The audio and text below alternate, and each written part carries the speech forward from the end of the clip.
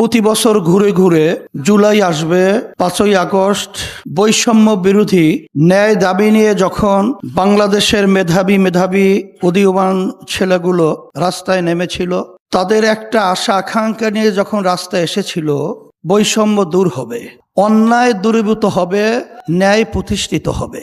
আমরা তখন কি দেখলাম?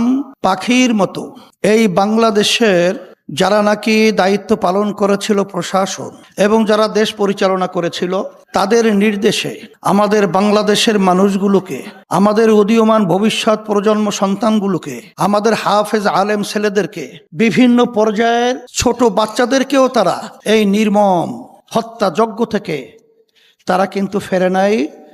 তারা কিন্তু পশুর চেয়েও হিংস্র আমাদের বাংলাদেশের মানুষের সাথে ব্যবহার করেছে। আমরা দেখেছি সেই জুলাই গণ অভ্যুত্থানে আমাদের চোখের সামনে এই রাজপথে